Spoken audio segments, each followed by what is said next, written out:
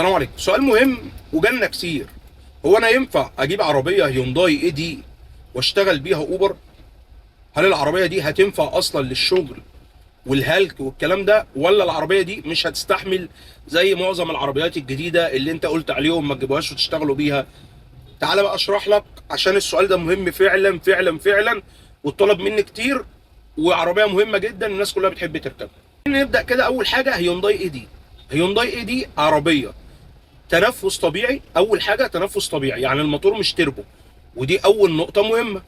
تاني حاجه فتيس اوتوماتيك عادي اعتيادي، مفيش منه اي مشاكل، يعني ولا دوال كلاتش ولا سي في تي ولا الفتيسات اللي الناس بتخاف منها واللي بيها مشاكل. هو فتيس عادي اعتيادي. عشان كده غبور بيلعب على النقطه دي، ان هو مش عايز يرخص العربيه وماسك في سعر، يعني هو نزلها ومش عايز ينزلها تاني، مع ان ام جي جي تي لما نزلت بمليون لازم تحرق سعر الاي دي.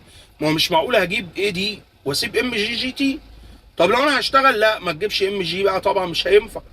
لو خبطت منك ولا عملت مشكله هتعمل ايه؟ انت راجل بتشتغل وبتشتغل. تجيب اي دي. اي دي تنفع؟ تنفع. ليه؟ طالما موتور عادي تنفس طبيعي بقى في 9 اوتوماتيك عادي، تنفع اي عربيه. بص بقى، حطها حلقه في ودنك كده زي ما بيقولوا، اي عربيه تنفس طبيعي مع فتيس عادي اوتوماتيك تشتغل بيها 100 100. واهلك اللي جابوها شغل للنهار ما تخافش منها. غير زيت الفتيس في مواعيده اللي التوكيل قال عليها وخلاص، كبر مخك. اداء الموتور مع الفتيس بتاع شغل. السي في تي بنقول لا. ليه؟ عشان السي في تي مش بتاع هلك، هو بتاع جري على سرعات، وشغل اوبر كله هلك زي التوك توك كده طول النهار في الشارع، فالناس بتشقى عليه، فالفتيس هيسخن وخصوصا في الصيف، فهتجيب منك فتيس على طول. لذلك الاي دي فتيس عادي مع موتور عادي، فما فيش منه اي مشاكل. هاتها واشتغل بيها وكل حاجه. طب قطع غيارها؟ قطع غيارها رخيصه. هي مش رخيصه قوي زي النيسان صاني او الاكسنت ار بي، بس رخيصه مقارنه مثلا بالام جي جي تي. طب قطع غيار متوفره، يعني مش هتلف على قطع الغيار، يعني لا قدر الله لو عملت حادثه هتعرف تجيب قطع الغيار بسهوله جدا. كل دي حاجات حلوه. طب اي حد بيشتغل فيها لو فيها عطل وانت خرجت من التوكيل، اي حد هيصلحها. لو عايز غير في ورشه هيصلحها، لان الموتور بتاع الهيونداي الكوري معروف وموجود في عربيات كتير ومتجرب، والعربيه اصلا كانت بتنزل، فقطع غير موفره، قطع غير موجوده، اسعارها كويسه متوسطه. اي حد بيشتغل فيها.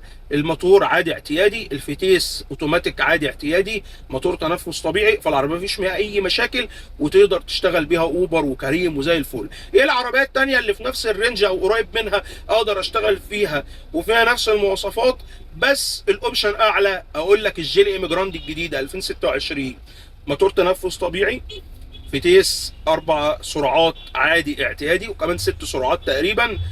كل المميزات فيها، اوبشن عالي، اداء عالي، كل حاجه في العربيه وتقدر تشتغل بيها. مشكلتها بس ان قطع غيارها غاليه ومش متوفره قوي عشان العربيه لسه جديده، وان سعر العربيه نفسه غالي مقارنه بباقي العربيات. سعر العربيه غالي ولازم ينزل 100,000 جنيه، فلذلك اصبر شويه على اول السنه. الايه دي ان شاء الله هتنزل شويه، تقدر تجيبها وتشتغل بيها زي ما انت عايز. سلام عليكم.